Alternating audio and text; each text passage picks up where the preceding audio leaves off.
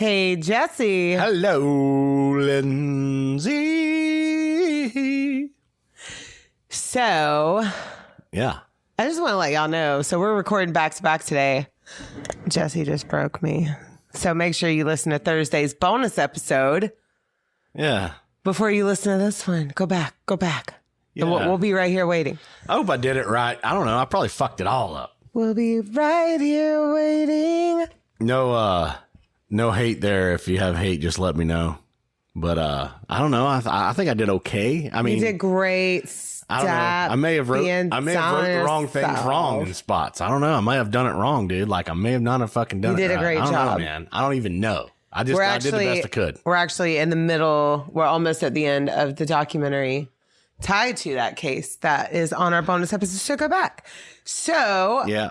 I would normally ask Jesse what he's drinking today, but I already know because I made it. Yeah, it's good. It's good. So Like I made us vodka type thing. Yes, Yeah. I made us a cherry lime vodka. It's very good. It's delicious with some vodka, lime juice, lime soda, and cherry lush.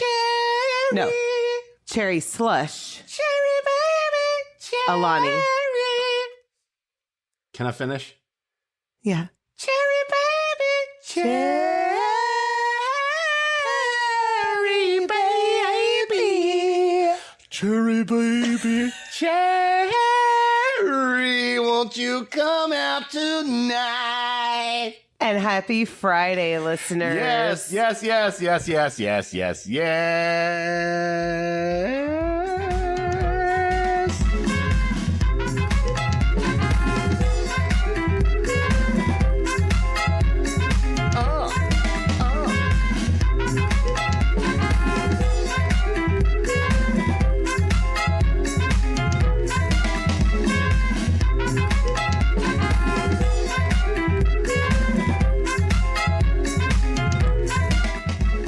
I am not fucking happy about what I talked about. I really am not. But we're on YouTube. We're watching House of Prayer cult survivors exposed. Anna Young. So you can look that up on YouTube. There's so much more to check out on that.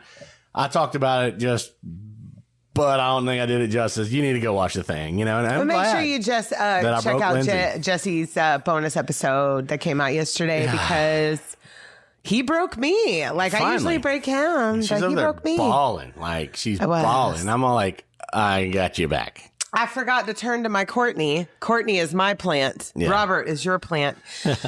But with all that being said, I have this question for you, sir. What made you feel old this week? I cannot see most of the shit on my computer screen while I'm doing work on my screen. I'm like, dude, hang on, wait a minute. I lean forward to see the damn shit on there. I'm like, I need to reconfigure my damn font. Yeah.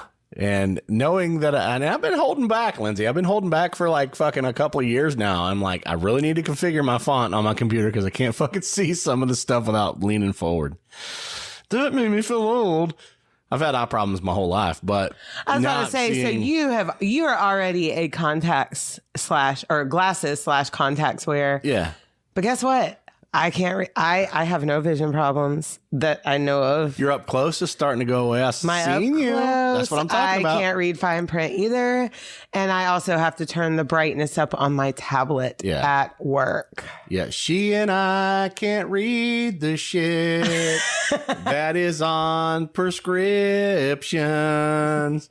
Just hold it close, and you still can't see that shit anyhow. No, I have to take a picture of fine print and blow it up. And zoom it in. You're like, hold on, wait a fucking minute. I can't see how many fucking, what do you give milligrams per dose per kid, fucking grandkids and shit, making sure they got, you're like, oh, this cold medicine is kicking my eyes right in the ass.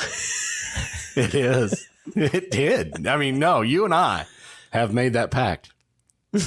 And we should bring salvation back. Just call my name. And I need readers. Yes. I do. I also need to get my astigmatism checks into. But you're far away is fine. I think that we need some helpers. That's what they used to call it in our day. I need night help. Didn't they call them helpers? Sir. Yes. I need to get my helpers on. I've needed night help for some time. Oh, that makes you feel old, right? Too. Yeah. So we're agreeing to agree on Yes, this. 100%. That's me. So today, you just destroyed me. Like I said, we recorded back to back today. Well, you got to put a fucking brake pad on that there, Lindsay. You didn't tell me what made you feel old this week. I did. Damn. I just bounced off of yours with the small print. Oh, I wanted something original, Lindsay. I wanted something original, but I get it. No, come on. That's okay. Okay, so I will say this. So I think we have talked about this in the past, but I miss classic Pizza Hut, man. Yes. I miss going to talk Pizza about Hut with the stained glass fucking lamps, with the red plastic cups that you got your delicious crispy Coca-Cola in. The Coca-Cola It was actually Pepsi. red plastic It was cups. Pepsi.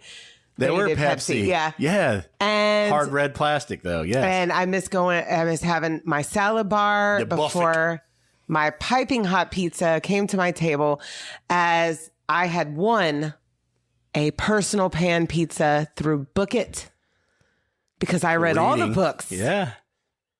And for my frugal ass family, even though we ate out all the time, but for some reason Pizza Hut was a treat. That was the only time we went to Pizza Hut, was when I had gotten my personal pan prize for reading. AB honor roll for me, and I got to go to Pizza Hut like 3 times, and then it changed. Did you not do Book It? Well, we had AB honor roll in Kentucky when I was a child, and it was like, cool, I get a free pizza got party. Your pizza. Yeah. Okay. That was cool. Down here it was McDonald's, I think it was. Yes, we got AB honor roll. You got McDonald's. You got some fries, or you got a Happy Meal. Was it a Happy Meal? Who had the fucking record that had the whole McDonald's menu, and if you say this, you get a chance to win $1 million. If you sent it in, you could say the Big Mac, the DOT, the quarter pounder with a cheese hamburger and cheeseburger. No, I played Monopoly. I played the fuck out of McDonald's Monopoly. No, dude, this was in the 80s, like 80 something. And this was before? They sent it to you in the mail. It was like this paper fucking CD that you put like a number 7 or whatever. 7. What was the 7.2 or whatever? The smaller record. I don't know this. Enlighten me. The smaller record, right? So you had to put it on there, and you played a record player, and it had the whole Big Mac. It had the whole McDonald's menu on there, and you had to say it real fast like that. And if you said it and sent it in, recorded it, you could win $1 million. Do you remember Mac Tonight? I do. This was Mac Tonight times. This was like Hamburglar time. Mac Tonight. For you youngsters out there, this was a moon-shaped man with a big head. He had a moon head. Yeah. And he sang about Big Macs. He was the Mac Daddy. And he had glasses. He was smooth. He was very smooth, very cool. This is around the time when actually McDonald's had characters. The Hamburglar, Grimace. The fries. No, they had the fries, the chicken nuggets. Remember they did the singing? Remember they were like Yes. There was like 3 of them. They did like the singing. Like, there was like a whole Saturday morning McDonald's cartoon episode with all these characters. And to bounce real quick, because I know we've been on old for a minute now. This is the longest old I think we ever did. But I've seen a picture of Lindsay as a flower girl. From 1986. And we went to go eat, and we found the people while we're sitting there waiting. While we're waiting for our table. They came up. And they were there. They looked kind of similar, just the size. Like, you look the same as your wedding pictures. And we were just noticing how much my grandchild looks like our grandchild. Did. Yeah, you look like our grandchild. And when you're in the wedding pictures that they walked up and they look the same. Holy shit, Then Lindsay. big brown eyes, curly hair. You have stories, though. You have do. stories. I know we've went on for old for days. You're shaking your paper at me. I know you're finna fuck me up. Damn it, Lindsay. Well, you just fucked me up, so it's my turn. Your turn. All right, ladies and gentlemen, listeners, Jesse, theys, thems. We are drinking about Susan Cox Powell today. Do you know this at all? Not ringing a bell? I hope not. Some of our true crime listeners that know true crime, they'll know this story. All right. So Susan Marie Cox was born on October 16th, 1981. She's just a little bit before you, boo. I'm going to fuck this up. Alamogordo, New Mexico. Oh, love it. We've been to New Mexico before. Alamogordo, maybe. Okay. Hit me up, listeners, if I'm saying that wrong. I think the Alamogordo sounds a little bit better, man. Yeah. Okay. So she was born to Chuck and Judy Cox. She had 3 sisters and 1 brother, and they moved to Puyallup, Washington. And I don't know if I said that right. I apologize. But it's spelled Puyallup. Puyallup. That sounds right, right? I don't fucking know. Okay. Roger Wave. Go, girl. Go. So they moved there when Susan was 13, and it was her dream to become a cosmetologist. Now, not only did she want to be a cosmetologist, she wanted to have a little beauty shop attached to a dog grooming shop. So cute. So while you were getting groomed, your little pooper snooper could get groomed, and get his glands all squeezed out and everything. Have you been on puppy grooming side of TikTok? No, but I know that it is adorable as fuck. Well, my God. But when they squeeze the old anus gland there. Well, I'm not talking about all that. Part of that. It's a part of it. I'm talking about cleaning their little puppy toes and wiping their little puppy ears and their little noses and their little cutesy wootsies, all the little things. Well, sometimes you just got to have your gland squeezed to be beautiful. Oh my God. Stop making this dirty. It's just a butthole. Sorry. Now, the Cox family seems to have been a very loving family, and they were part of the LDS Mormon community.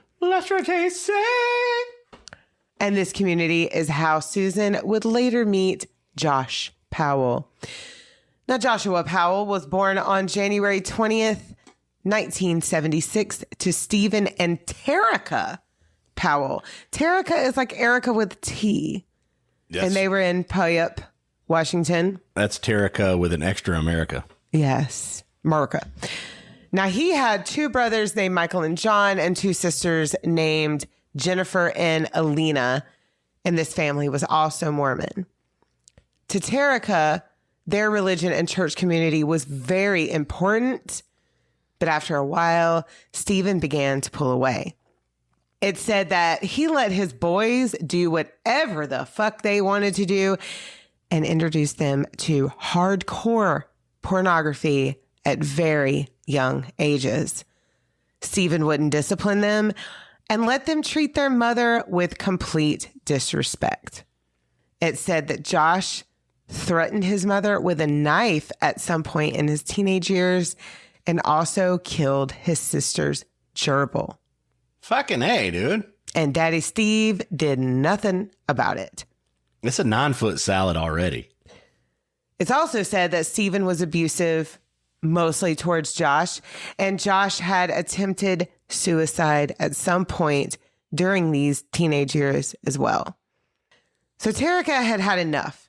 And even though it is highly frowned upon in the LDS community, she filed for divorce in 1992. She let the church know that Stephen had exposed the boys to pornography. And she also says that he wanted to have a second wife. Because, polygamy is kind of a thing in the LDS community. But it was not a thing anymore at this point in time in the Mormon community. But this woman that he was kind of obsessed with was already married and wanted absolutely nothing to do with Stephen at all. This was just like a little delusion of his that cost him his wife. When Josh was 22, he moved to Seattle to attend the University of Washington, and he met and quickly moved in with a woman named Catherine Everett. And it didn't take long for his true colors to show. Because, men like Josh, I'm going to go ahead and say it, he's narcissistic. He's the product of his father's upbringing. They love bomb. They get you in. Oh, he's they pull you in. Religious version of Ron Jeremy over here. And he would start to become controlling. He controlled whoever she hung out with. And he even controlled how much time she spent with her own family. Luckily, Catherine did not allow this for very long. I don't think it was even a year into it. She took off to a friend's house and broke up with Josh over the phone. She was like, bye. Josh moves back to Puyallup and was enrolled in the local LDS Institute of Religion course. And Susan Cox was enrolled in this course at the same time. Josh throws a dinner party for young Mormon singles, and Susan attends. They meet and they are chatting, and they both find that they love parrots. And they start dating, quickly got engaged, and on April 6th, 2001, they were married. And this was just 6 months after they met. Wow. 6 months. He showed up with all the amazingness. Yes. Susan, by the way, was just 19 and Josh was 23. 23 or 24, somewhere in there. Mm-hmm. The Cox family didn't really like Josh. Well, actually, I think that they just kind of saw them for who he was. He was selfish and arrogant. But Susan, she was blinded by love. Right. As a 40-year-old, a 5-minute conversation brings out a whole lot. Mm-hmm. But what you can't see as a 19-year-old, you're just looking at all the glamour, all the sparkle. Yeah. And Susan was raised in the LDS community, and your ultimate goal is to get married and have children. Yeah, you got to keep it in. Yeah. You got to keep it in the culturalistic, religious beliefs in society. And I mean, like I said before, like he did to Catherine Everett, he love bombed. He bought her amazing gifts. And then when they got married, he would later be described as legendary status for his controlling. Legendary status. That is an actual quote from a person later on. So full on support, though, from everybody, right? You're a legend, bro. You're legendarily awesome. controlling. Yeah. Good job. Yeah. Yay. Now, even though they both worked, Susan, she was actually the breadwinner. She also had to do all of the cleaning, cooking, laundry, grocery shopping, and Josh required Susan to keep a strict account of all the spending. He even wanted her to knit her own socks instead of buying them, which he's a dumbass, was that's actually more expensive. Yeah. My fingers hurt. Well, you just pulled guard duty. Fucking A. You will go to sleep or I will put you to sleep. Yeah. Okay. You can have a little bit of shut the hell up. A warm glass. They'll shut the hell up. Yeah. Damn. And she would actually only be able to use their car, with permission. I think this car was actually in her fucking name. If I'm remembering correctly. I didn't write it down, but I think so. Control. Now, Josh, he pretty much did what he pleased and bought what he wanted to, and he got them right into debt. Now, Susan, she starts to keep a journal of her everyday life, and she had been for years. And in her journal, it says about 8 months into the marriage that they have to move in with Stephen, Josh's dad. And Stephen's a fucking creep, okay? This is the one that I told you he wanted to have an open marriage, I guess as you would say, with somebody who wasn't interested in him at all because he's delusional. And he becomes absolutely obsessed with Susan. This is a shitty ass picture right here. Oh, it's a lot. Poor fucking Susan. What? No. Is this? No. Am I team? No, I mean, okay. So if anybody isn't familiar, and I apologize, LDS, if I get this wrong, but this is what I have been told and read about for very many years about the LDS community. Once you're in, you're kind of in. So she's locked into this marriage. To get out. You got to stick with it. Yeah. So they move in with Stephen, and Stephen is a fucking creep. Like I said, he's absolutely obsessed with her. He starts videoing her constantly. This dude is always on his fucking camcorder. And for children who don't know what a camcorder is, this is what you recorded videos with before cell phones came along. Blocky handheld device right in your face. Very blocky. And even in the 90s, like they were a little bit smaller, but they were still a block. I found it just as cringe, though, for people to grab their phone and be like, I'm going to hide behind this and video this and talk all my shit. Oh, it's just as cringe. They're doing it right now, so just and cringe. Stephen was constantly making her uncomfortable. Now, he also documents audio on some of his videos on how beautiful she is, how much he wants her, and how he thinks that she wants him. And he even wrote a love song about her. This is father-in-law. if I haven't made that clear. Okay. You're fucking with me right now. And he wanted to bring her there, knowing that this was going to fucking happen. He knew it. Yeah. That the fuck. And he would videos, because like I said, Stephen has already introduced all of his male children into hardcore porn from a very young age. Okay. This is part of the reason why Terica divorced him. Okay. So Stephen would video Susan doing her makeup, doing laundry, shaving her legs, recording her and Josh just hanging out. And most of the time, she did not know that it was happening. Now, if you watch the documentary, you will see, and that I'm going to plug a little later on, you will see that sometimes it seems as though she's kind of allowing it. But I think, this is just my own personal opinion. Oh, it's not my own personal opinion. It's a lot of people's opinion. Like I said, she feels like she's in this marriage forever. House situation. She's having to live with Stephen because her husband is so bad with money that he got them into debt. So she feels like she kind of has to go along with all of this. It's like a survival tactic. She's trying to go by the rules of the house that she's dumped off into. And then she has a religion up on on top of it. Mm-hmm. She has to fucking conform into everything. And she's thinking, because she's still young. Very young. She's thinking, this is my way of life now. Yeah. So I better like kind of kiki, haha a little bit, even though it's cringe. But I'm kind of letting you know, but I'm kind of like, whatever, you know? Which also could seem like a signal where he's like, oh, yeah.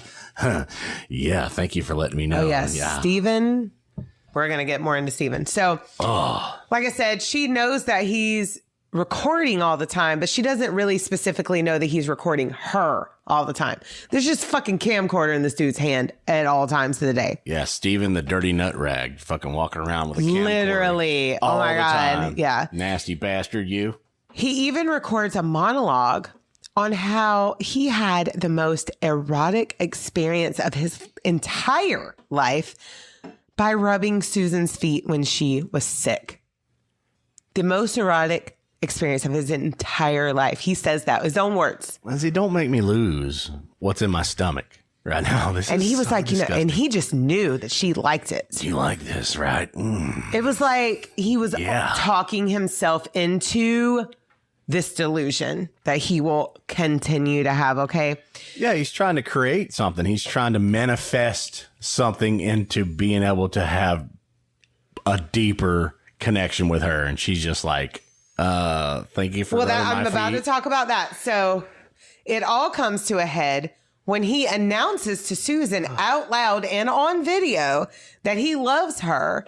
And she's like, dude, I'm married to your son. You got to stop this. And this is on video. Like, this is 100% for real. And he's probably saying this shit to her like every 15 minutes in every room that they're in together. Pretty much. Yeah. So the couple decides to move out finally on their own into West Valley, Utah. Susan, unfortunately, is not living her dream of being a cosmetologist with a little doggy grooming side compartment.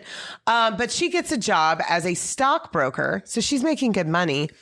And Josh gets work as an IT. They make friends through the church and seem to be thriving. So it was time to start making babies. But let me insert this little fact right here. Susan pretty much clicked with anyone because Susan was amazing. And Josh, he would just kind of dominate the conversations. He never really clicked with anyone the way that Susan did. He would just be this overbearing presence at all times. And if you wanted to spend time with Susan, you just kind of had to bear with Josh. Right. You She's just having a conversation with her friends. He just shows up. Look at my boots. I'm new boot goofing. New boot goofing. Look at my boots. They're right. Yeah. Genuine sealskin right now. Look just at mine. Genuine ostrich leather. Ostrich leather. Look at me. 3 payments. He's just like, and everybody's like, yeah. Okay. And then they go back to talk about makeup. Right. So in 2005, she has their first son named Charlie. When she went into labor, Josh made... Okay, so this is... I found this in a few different sources, but this doesn't make sense to me, and I'm going to explain why. Though. I know where you're fixing to go. Just fucking do it, Lindsay. Fuck. Josh made her call her parents for a ride. But her parents, as far as I know, they're in West Valley, Utah. Her parents, as far as I know, are in fucking Washington. So I don't know how this is possible. But anyways, it is said that he made her call her parents for a ride to the hospital while she's in labor because he was busy backing up his computer. What? And he doesn't show up to the hospital until 2 hours later. Okay, I didn't know where you were fixing to go. I thought she was going to have a surprise visit by father-in-law with a fucking camera while she's having the baby. I'm actually surprised that didn't happen. Yeah. Holy shit, you're fixing to spread that open. Let me get this. Stop it. Oh. So yeah, he doesn't show up to the hospital till 2 hours after Charlie is born. Could you imagine that? You were right there by my side. You took off work when even your job was like, why? Yeah, no, Yeah. It was that or I don't know, lose it all. I don't care, dude. You only get this once for me, and I did not care. I was like, take it or leave it, whatever. Right. Write the termination report up if you want to. I'm going to spend a couple of days with my wife and having our first child together, the only child together. I'm going to do this, And which I have to have C-section, so I was mandatory in the hospital for 72 hours. Yeah, it was planned. Yeah. I mean, everything could be prepared at work or whatever. Right. But and they we gave both, me hell on that. God, why? Old fucking Southern bullshit. My oldest son he's a wonderful dad. He has taken it upon himself because he was 12 when Silas was born. So he helped out with diaper changes and bath time, and it wasn't forced upon him. He wanted to. So when his children were born, he automatically already had that in him. Yeah, the only thing I ever dropped on him was like, hey, it wouldn't be a bad thing for you to figure this out. That way you can be a good daddy. Yeah. And he's seen me as coming up as a stepdad. Really respected that. And I appreciate that about him. But he's been given hell by some of the good old boy people that he is related to on the paternal side. He's been given hell because he changes diapers and he feeds babies. Like, what? Right. Shit. I probably Fuck changed all of that. I probably changed more of Silas's diapers than Lindsay did. Nah. Okay, I can compete. I'll say it's probably equal. Yeah, I can compete as Between a male. you, me, the kids, and daycare, I think we all put in our time. Yeah. I can compete. I can say that I did not ever shy away from doing whatever my son needed. I had 3 before I met you. So well, they were out of diapers by the time I came around. But I've changed more diapers than I'm talking about ours together. Yes, I really did appreciate. Oh yeah, you were right there. You did the thing. I was appreciative of the responsibility of fatherhood. I was like, I'm fucking taking all this in. No matter anything my child needs, I'm doing it right then. I remember. I think it was one of the first Sundays that I had to work, and you and the boys had Cy, and I came home. It was one of the first few, and I came home, and like 1 or 2 of y'all were literally gagging. You were doing the thing. We were getting after it, though. But you were well, over changing a shitty diaper. And I thought it was so funny. Like, it was a group project. Yeah. They were making sure, like, one was getting the wipes out and one was holding the bag. Dude. Oh my God. Turn your head. Boom. There it comes. You do the wiping. No, you hand me that. Yeah, we did the whole, yeah. But you know what? We did the damn thing, you know? Did. And stepfatherhood kind of helped me out with a lot of that because you had to learn how to take care of people and just being a good ass uncle before I met That's what I'm saying. You did uncleism before all of that. And changed some diapers before that. So I didn't care. It's human. You're raising a little human that you want to just take care of. Well, babies yellow ass, stinky ass poo can be very gag worthy. Like if you're not used to it. Yeah. Well, in 2007, the couple had a second boy named Braden. Now, Josh would continue to be controlling, and now it would be how much the boys would eat. He thought, so later on, they're going to daycare, because they're a working couple. He thought that since they would eat at daycare, this is not really funny. I'm laughing at the audacity. Okay. He thought that since they would eat at daycare, they didn't need to spend money on a nighttime meal, that they would just poop out later. No, he would have more money to fuck off and do what he wanted to, selfish bastard. Like, who the fuck thinks like that? Them kids are fucking growing, dude. They need that nourishment the correct nourishment at whatever times structurally, you know? Well, Susan would have to call her friends to borrow food to feed the boys because they would cry from being hungry. And I'm going to tell you this right now. You know, I know your memory sucks, but I'm sure you remember your daycare meals, your school meals Was minimal. They're minimal. Yeah. And they're horrible. Yeah. Just like my kids. So when you come home, that nighttime meal is pretty much like your nourishment for the day. Right. You're a kid. You're out and about doing your things. You get a little meal in you, but you want to come home to your home and have something nice prepared. And you turn that into a good building block of respect and just household admiration for having a good family unit. Well, you know? I mean, in this house, we're unconventional.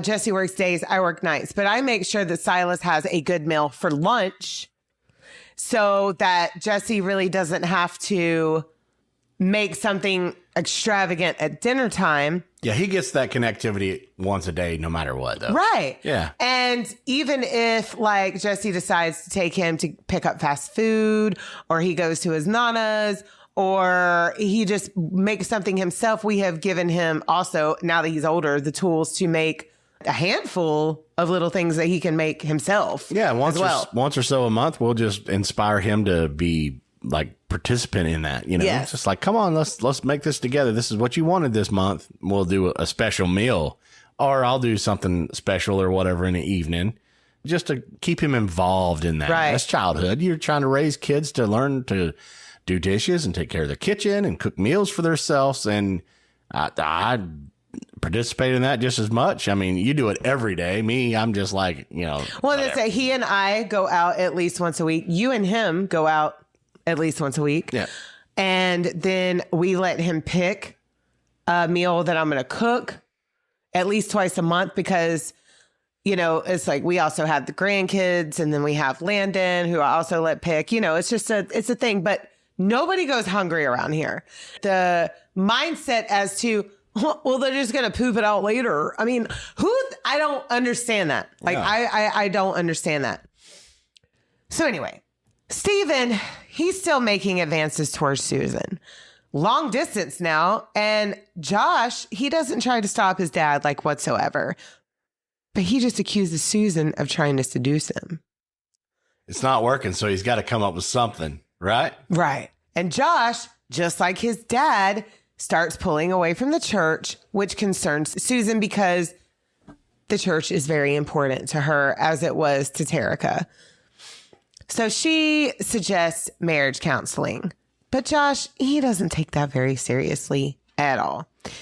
And now, like I said before, Susan would barely spend anything, but Josh is spending on everything. He bought computers and gym equipment and gadgets and gizmos aplenty and racked up $200,000 in debt. Fucking hell. That takes work. I know you were going Little Mermaid there at the beginning, but like on this side of it, that's breaking a fucking household right there, dude. 200. That's probably more than their home was worth. Yeah. So selfish. Such a selfish narcissist. Okay. Yeah. He was doing some dirt though behind the bushes, enduring all that. We ain't found out yet, but I think I know, Lindsay. Susan was starting to consider divorce. And this was around 2008. And she makes a video that you can easily find, but we're going to play a short clip. This is me. July 29th, 2008. It is 12:33 Mountain Time. Covering all my bases, making sure that if something happens to me or my family or all of us, that our assets are documented. Hope everything works out and we're all happy and live happily ever after as much as that's possible. Oh, okay, Lindsay. Mm-hmm. So she's just trying to build something where she can get out? I'm guessing. Yeah. So she goes through the house and documents all their things on video because her attorney had advised her to. Another year later, on December 9th, 2009, Susan's friend Giovanna Owning comes over for a visit. And this was after Susan and the boys had come home from church. And I think they walked home that day because, you know, Josh wouldn't let him have the car without permission. Nah, you're spending my money. Now, this day, Giovanna says that Josh was unusually nice. He actually was being loving towards Susan. He tucked her in a blanket and made her pancakes. And Giovanna was kind of like, what? This man is cooking? And then he cleans up too? This is a huge deal. This did not fucking happen. Now, Susan, after eating the pancakes, she said she was tired and went to bed. And Giovanna left, but not before she heard Josh say that he was going to take the boys sledding. The next morning, Josh doesn't show up for work. Susan doesn't show up for work. And the kids aren't dropped off to the nanny. The nanny, Deborah Caldwell, she calls Terica, Josh's mom, and she can't get a hold of anyone. Terica can't get a hold of anyone. People start showing up to the house and there's no answer at the door. So Terica calls the police. As Lindsay winds up with her big hatchet to destroy me, here it comes. Oh, shut up. You destroyed me. The police come a little after 10 a.m. along with Terica and Josh's sister, Jennifer. They give the police permission to break into the house because the police was like, we'll try and break in, but you got to make sure you're going to be liable for anything that we break or damage, whatever, trying to get in here. So they do that. And the first thing that is noticed is there are 2 box fans aimed at a freshly cleaned couch. Susan's purse and keys are all still there. The local police, they are like, this needs an investigator. So they call Ellis Maxwell. Now, this was a couple of hours later when he would show up, and this now potential crime scene has been tampered with. Like, the family's been all in it. The police has been all in it. Ellis is kind of pissed. But while Ellis Maxwell is in his car, I guess, like doing, you know, how they sit in their car for a little bit. Giovanna, the last person to see all of them the night before, she knocks on the detective's window and lets him know that she's just spoken with Josh and he has the boys. So she told Josh that no one had seen or heard from Susan. And he's like, oh, she's just at work. So the detective also calls Josh and said, no, your wife is not at work. And it appears that she is missing. For some reason, Josh then decides to backtrack 20 miles to where he had already been and calls Susan's phone and leaves a message. And he's like, I hope you made it to work okay. You know, and the whole cover up thing. Caring husband bullshit. Now, the detective had told him to rush back to the house, but it took him over an hour to arrive. Ellis takes Josh down to the station for an interview to get an idea of what had happened the night before. Now, Josh says that Susan wasn't feeling well. She went to lay down, so he took the boys sledding. And by the way, there was a huge snowstorm warning. Like that one was on the way. Then he said that he decided at midnight on a fucking Sunday that he was going to take his boys camping out in the snowstorm, out in the West Valley Desert. And that's when he last saw Susan. And Ellis was like, it was Sunday and there was a snowstorm. Why would you do that? Yeah, people's got to go to work in the morning. We're going to do all this, and this is a bigger hatchet now. Well, Josh was like, OMG, I thought it was still Saturday. And I'm just kind of spontaneous like that. It's all over the place, yeah. Yeah. Whee! Now, Josh asked if he could just go home, and they did let him, but they said he had to come back the next day for another interview, to which Josh was 4 hours late for. 4 hours, because he was cleaning the house and his van. He really wasn't that concerned that his wife was missing.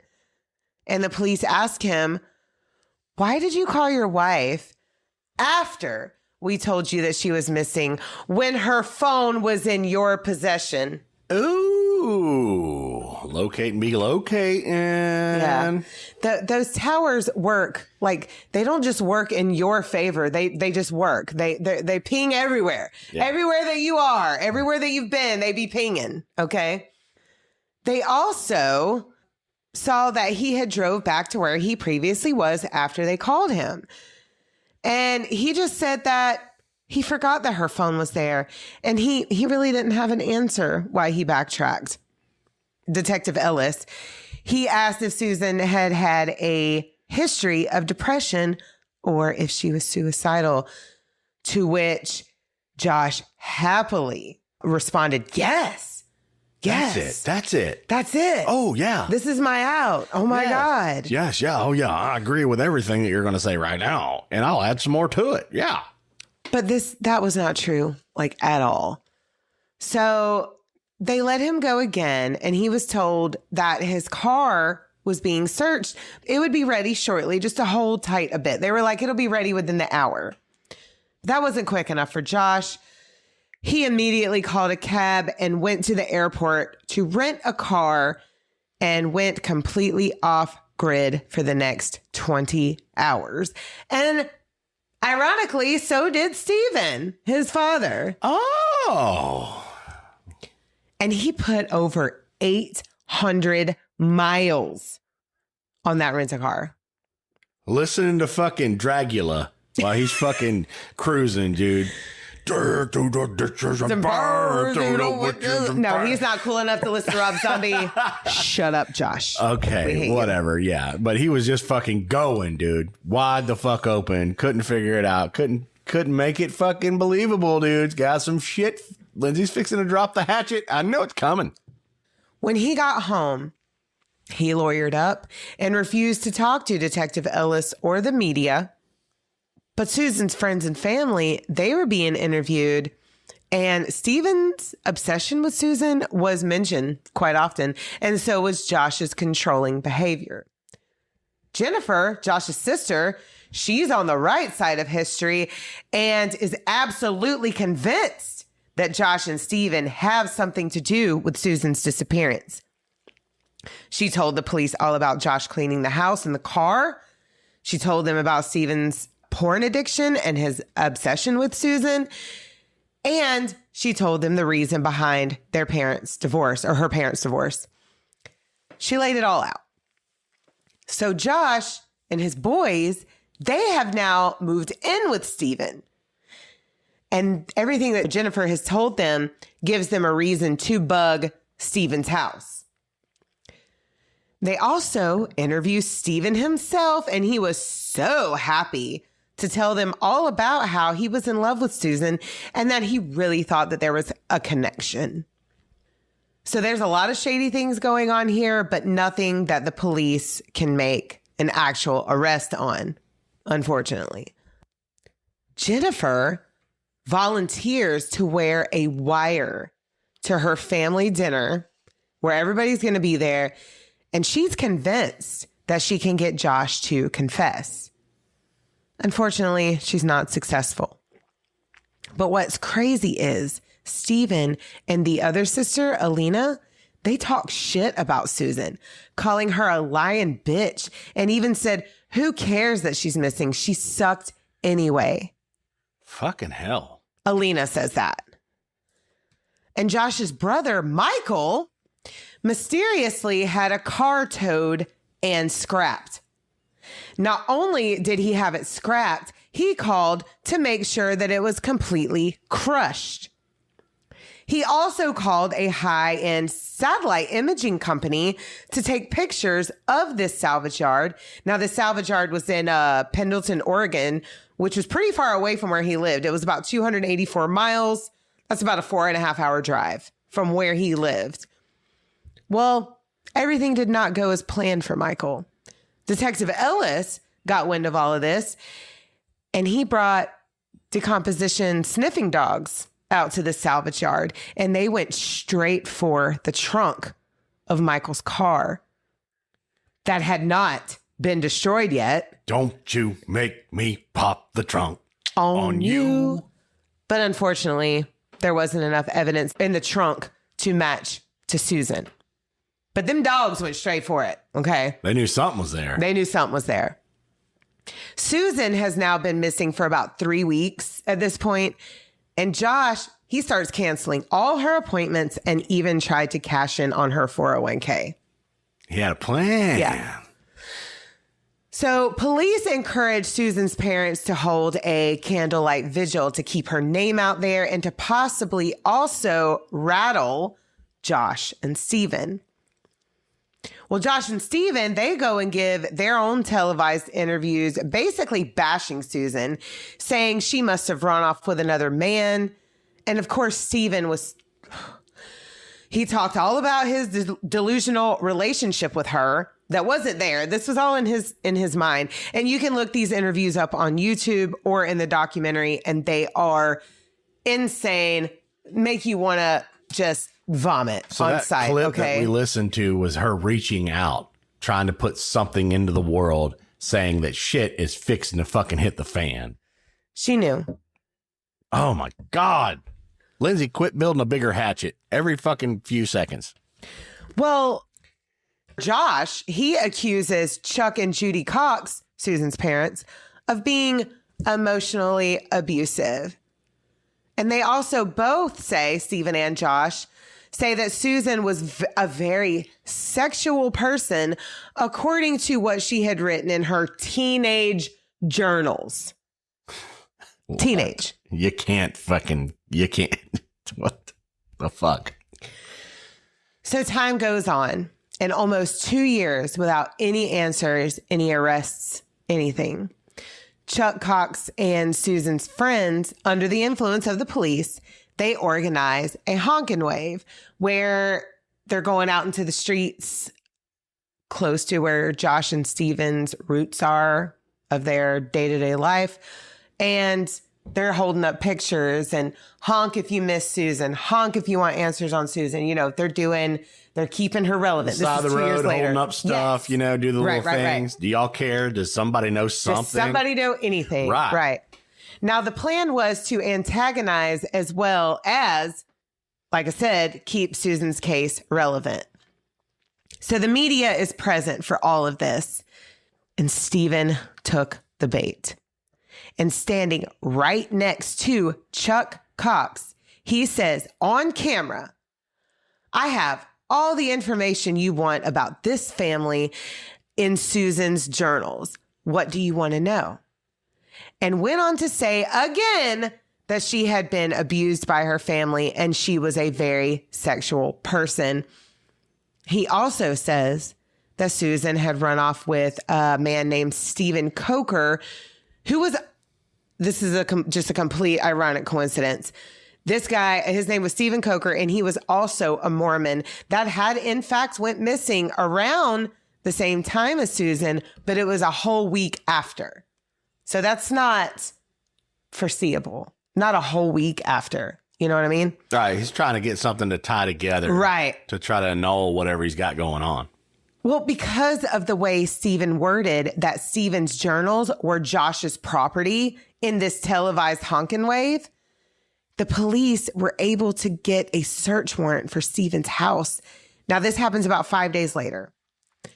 They find 5,000 pictures that Stephen had taken of Susan.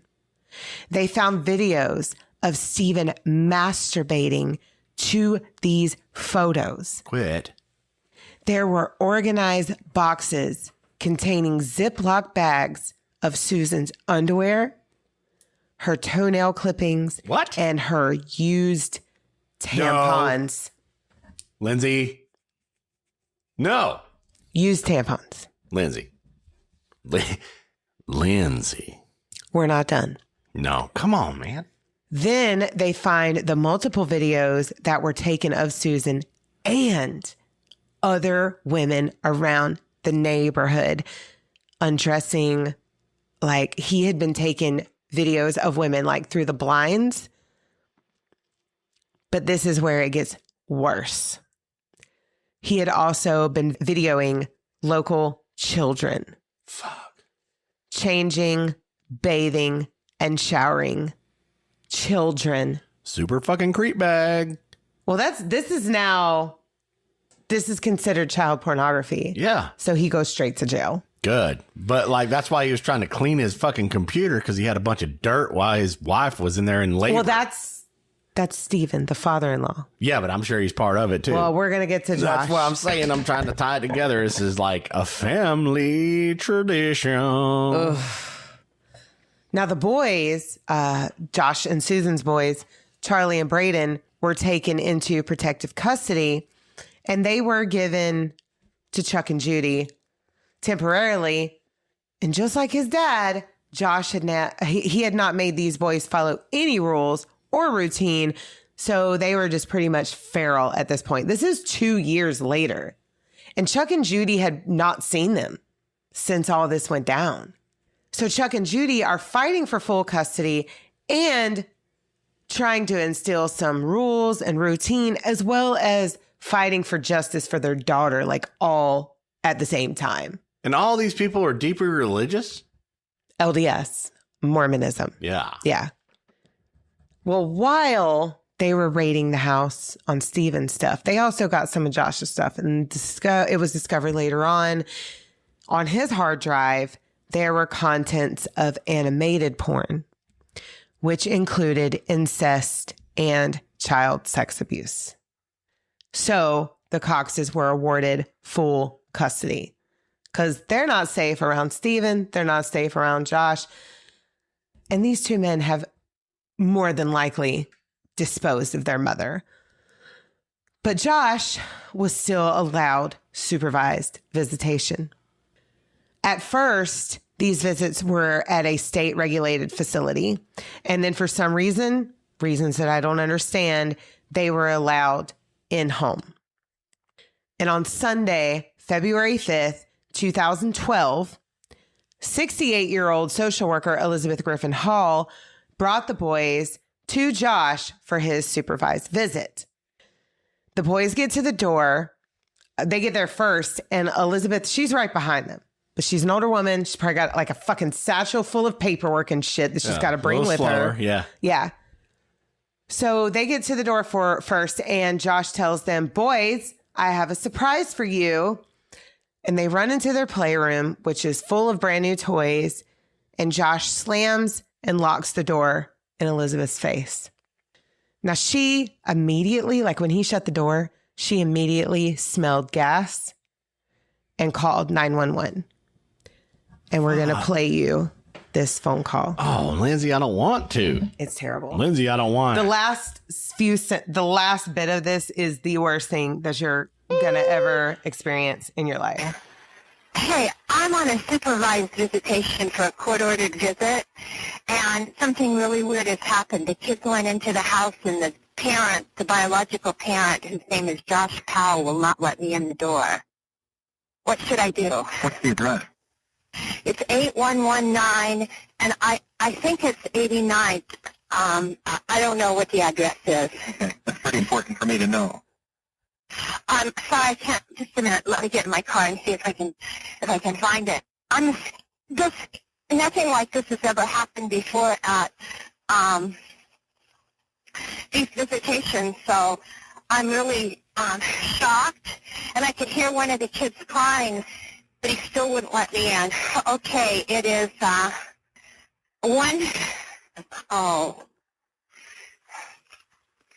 just a minute. I have it here. You can't find me by GPS? No. Okay, it is, I still can't find it. But I think I need help right away. He's on a very short lease with CSHS, and CPS has been involved. And this is the craziest thing. He looked right at me and closed the door. Are you there? Yes, ma'am. I'm just waiting to know where you are. Okay, 189th Street, Court East, Puyallup, 98375. And I'd like to pull out of the driveway because I smell gasoline and he won't let me in. You want to pull out of the driveway because you smell gasoline, but he won't let you... He won't let me in. He won't let you out of the driveway? He won't let me in the house. Whose house Got is the it? kids in the house and he won't let me in. It's a supervised visit. I understand. Whose house is it? Josh Powell. Okay, so you don't live there, right? No, I don't. No, I'm contracted to the state to provide supervised visitation. I see. Okay. And who is there to exercise their visitation? I am, and the visit is with Josh Powell. And who And he supervises? is the husband that I supervise. So you supervise and you're doing the visit? Yeah, You I supervise yourself? I supervise myself. I'm the supervisor here. Wait a minute. If it's a supervised visit, you can't supervise yourself. If you're the I do visitor. supervise myself. I'm the supervisor for the supervised visit. I'm so pissed off right Okay, now. well, aren't you the one making Chills the in my visit? hands. Or Oh is my there another arms. I'm the parent one- that This you're is killing me supervising? right now. I'm the one that supervises. I pick up the kids at their grandparents. It's okay. We're on the way, right? And then who visits with the children? Josh Powell. She said it So 3 you're times supposed now, to be there to motherfucker. supervise Josh Powell's visit with the children. Shut Yeah, up, dude, and that's send correct. somebody. And how did And he's the husband of missing Susan Powell. This is a high-profile case. how did he gain access to the children before you got there? I was one step in back of them. It's none of so his they went business. out He's and to locked send you out. somebody. It smells like gas, and she's locked Door out. right in my face. All right, now it's clear. Your last name? My name is Elizabeth Griffin Hall. Griffin Hall is hyphenated? Yes. And what's your phone number, Elizabeth? This cell phone number, What color I is it? begged him to let me in. Elizabeth, please listen to my questions. What color is the Toyota Prius? Don't fucking matter. Dark gray. And the license number? I don't know. I can look. Don't fucking matter. Go to the address. Go there. Go now. What the hell is this dude doing? This is a 911 caller, right? Yes. So I'm going to stop it there because I'm going to get very angry. I've listened to this several times. This 911 caller operator is basically an asshole to Elizabeth and acts like it's no big deal. I don't fucking get it. Why is he asking all these stupid questions? Well, what didn't play on the clip that I found was she said, "Are you sending someone right away?" And he said, "Well, they have to respond to life-threatening emergencies first." Lock me out. The house smells like gasoline, and I'm wanting to get away, but I'm trying to get the kids out. Well, after about 15 minutes, the house is engulfed in flames, and there was no stopping it. I'm going to try not to cry. I've already cried like 2 or 3 times over this week. After the fire is put out, they found that Josh had actually attacked the boys first with a hatchet. Are you fucking kidding me? And I'm over here saying that you're coming with a hatchet. I know, I didn't want to give you any clues towards the end. But Lindsay, I did not know. I had no clue. I've never heard this before in my life. And I was like, Lindsay's building this big hatchet, and it's a flaming fucking hatchet. Thank you, fucking Lindsay, for destroying me right now.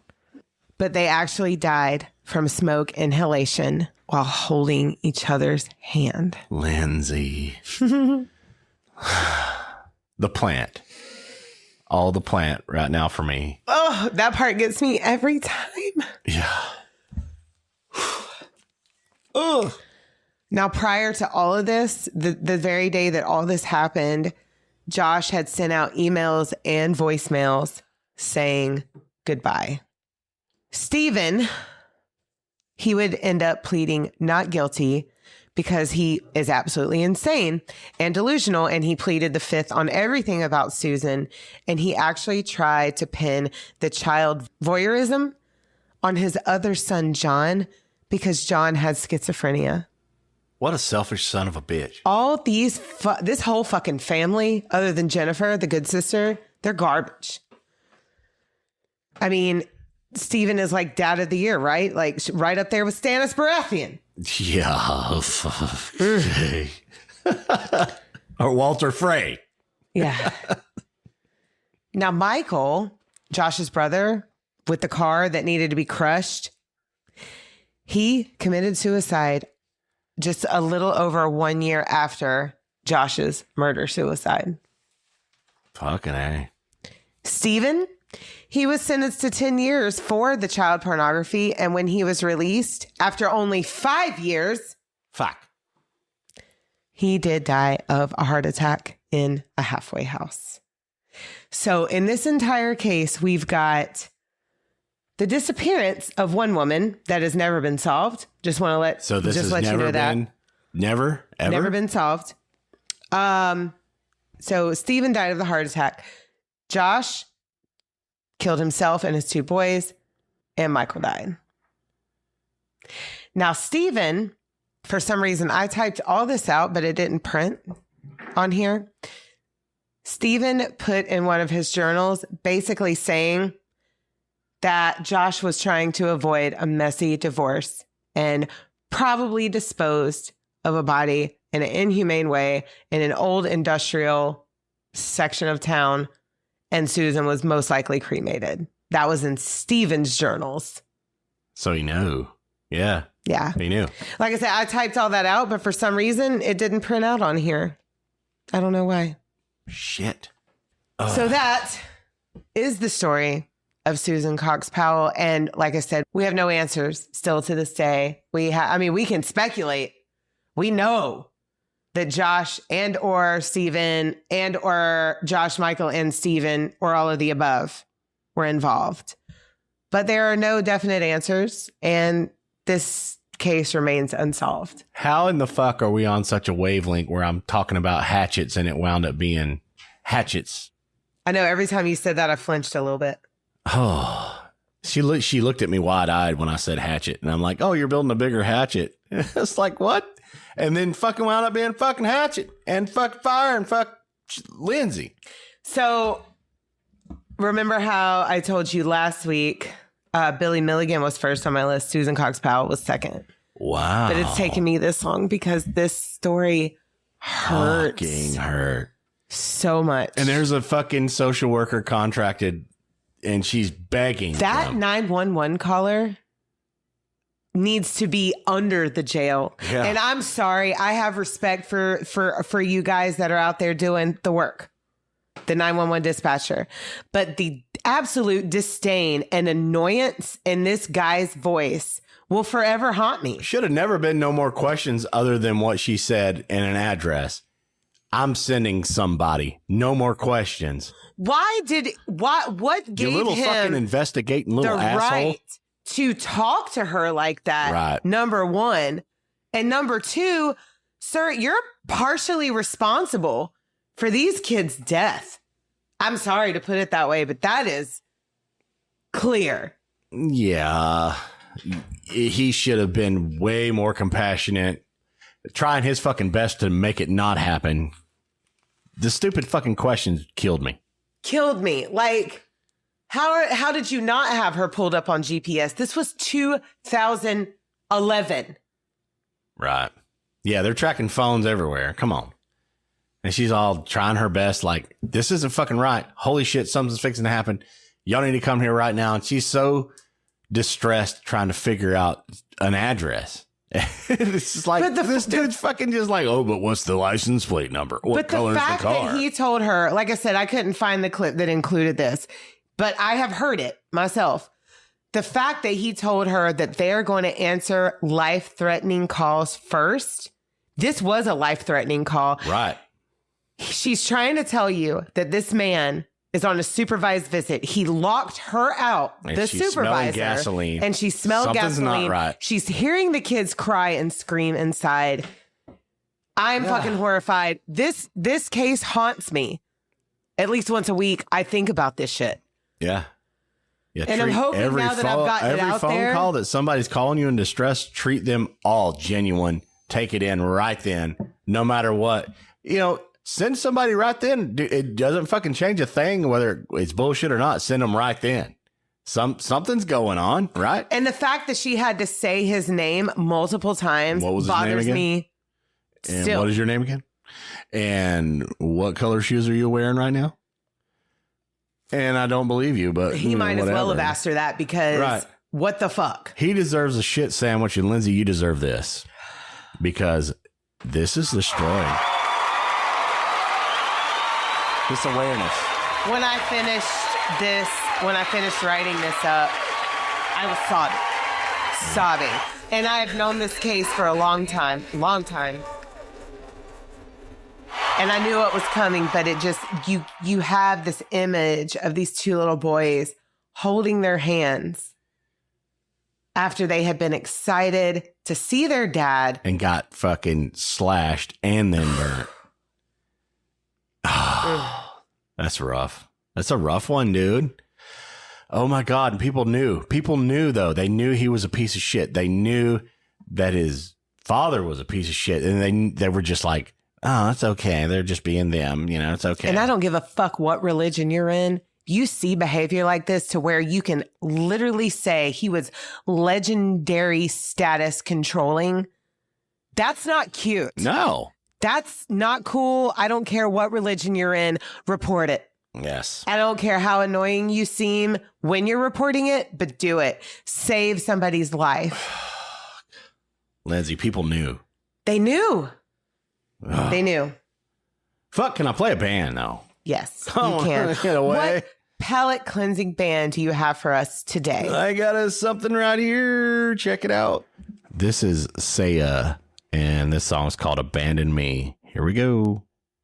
When I think of you and her, I start to cry. But it's been so long, I couldn't tell you why. Piercing thoughts like daggers strike my soul, and my fears and myself down overflow. Temporary, temporary, temporary, temporary.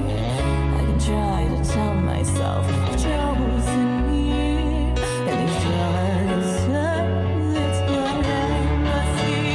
If I let my concentration go and leave, all that I'll have left is memory, memory, memory,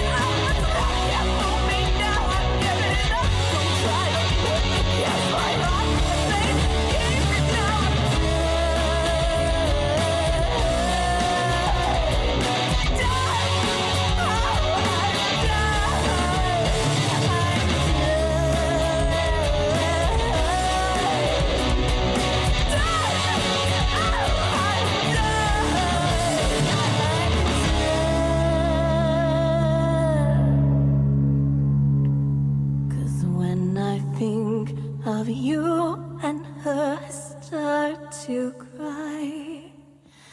But it's been so long, I couldn't tell you why. So I'll leave these memories here to die, and you'll be left alone.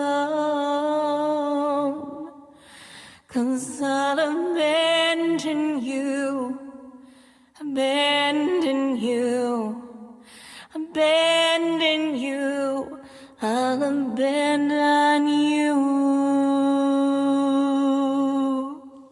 my gosh, Lindsay, that was just so much emotion and everything wrapped up in a song. You could feel that. Very deep. Yeah, so deep.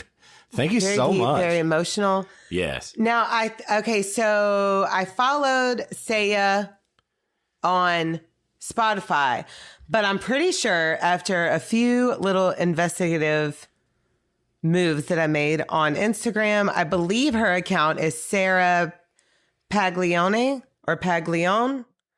And is she out of Florida? I don't remember. It was like a band thing, but I don't know if she split it with a band or if this is something personal of hers, but it was really deep though. Well, it looks just like the person in her Spotify, so I'm hoping that I got the right one. Reach out to us, Saya. And that song was fucking killer. Yes. Yes. Absolutely. And I'm sure I've sent her something saying that we're fixing to plug it. So, but we'll check all that stuff out. And we're so happy to share all this stuff. It's really amazing, Lindsay. And we got all the plugs, all the stuff. Check us out. Okay, yeah. So the song Abandon Me is under Sarah Paglione's Instagram. So Sarah, message us and make sure we're saying everything right. Yes. Yes, we would appreciate that. Absolutely. And yeah, Abandon Me is under her Instagram profile. So I think I did it right. Hell yeah. I'm such a good investigator. Somebody hire me. I'm just kidding. So I think I did all the work there. Yeah. Figured everybody out. I believe so. But yeah, you guys hit me up and give us your thoughts on this case because it is still unsolved. Let us know what you think happened and how everything went down. And like I said, this one bothers me to this day. I think about it at least once a week. And I finally put it out there. I finally told Jesse about it, told you guys about it, our listeners. It's a rough one, dude. Fucking rough one. I know. Those two rough ones that we recorded today back to back, and our souls need some rejuvenation. Yeah. Speak out. Get out. Do whatever it takes just to make it known. And I think that Susan was trying to do that. That's why we played that. You know, it was like she's trying something. It hasn't been right. She's been locked down in captivity, control, and just the movements of her religion and livelihood. And it's oppression. Really is. Being freaking harassed by her creepy ass fucking father-in-law. Like it's so much bullshit happened in this. Ugh. Disgusting. Yeah. Fuck, somebody's coming at me with videos and shit and be like, get the fuck away from me. And you come back with more videos and doing some creepy ass, dirty ass shit. I mean, dude, female, whatever. I don't care. 5,000 photos of her. Yeah. In his possession. No, this is fucking creepy. Y'all need to come check this dude along out. with other disgusting shit. Or chick or whatever. In my perspective. Oh, yeah. If somebody's doing something creepy and possession consistently goes doing on that, all genders. if they can't respect my no, then I'm going to have to get somebody else to help me enforce that no. Now we know. Exactly. Because the no is the no. Always. No means no. Yeah. Anyhow, Lindsay, check us out on all the socials. And we have so many different links and we're on so many different platforms. Share it with your friends. If you like our stuff, give us a comment. Yes. A rate, review. We are drinkaboutSomething.site. Drink About Something on Instagram. On Gmail, drinkaboutSomethingpod@gmail.com. TikTok, where we do some lives. We are drinkaboutSomethingpod_Lindsay. And Jesse, where are we at on YouTube? just type in Gendsey, JENDSEY, and you can come play with us and see some videos and travels and some really cool stuff that we do sometimes. And, you know, we like to get out. We're adventurous. Very adventurous. Yeah, and it's diverse. So we go to festivals and cons and trips. Theme parks. And whatever we do. I mean, we Road just want to trips. share our life together and send us your life together, you know, with you and your family and your stories. That's always cool. Absolutely. Yeah, and if you have any true crime stories, definitely send us something. Send us those. We would Yes. love to, with your permission, we would love to talk about them on here. Yeah. Yeah, If we're you not want to really share those with you. We're not really so good on the on the Gmail thing. We need to go back and look at. There's a couple of Gmail things we need to respond to. I think we need to link up with some people. They've talked about some stuff, and I'm loving that feedback. Loving the YouTube feedback. I'm loving all the stuff that we're getting in, and we're gonna connect with them. We're also looking for somebody to be our next #1 fan, that we can send you some merch. I haven't talked about that in a little while, and I want to do that. And one of the last podcasts that we did not too long ago, we talked about something with multiple personalities, right? That was just last week, yeah. Yeah, the DID stuff. And DID. And we hit up Jenny, and she's seen the email. She's probably busy because she's doing documentaries and things. Yeah, she's busy, but we're waiting on. We just want to hear her thoughts on this case that is similar to hers but different. I mean, this person has the same diagnosis as her, but completely different scenario. Yeah. And she supported us whenever we did her podcast about her stuff. And that was really cool. I really appreciated that support. And as of now, no reply yet, but she has seen it. She's probably busy. Maybe she hasn't taken the time to have that 2-hour conversation. Yeah, it's a lot. We're patient. Yeah. So that would be awesome. And if there's anybody that we need to reach out to about just, common true crime knowledge, or if there's anything we want to talk about that you need to talk to us about, if we feel like there's an avenue where you can talk to people that just know true crime a little bit. We've been doing this for 2 seasons now. Not that we would be any help, but we will be here to guide you and get you in the right people to help. If you're looking for a way out, we're here. Do never. Yes, because and then all of my research and everything, there's a ton of resources that I have found, and we're like I said, we're 75 plus. Or are we in 75 yet? This will be 74, I think. Okay, yeah. So we're 70 plus episodes in, but we're still filling this out. We're still in the groove. I think anything under 200, you're still kind of new.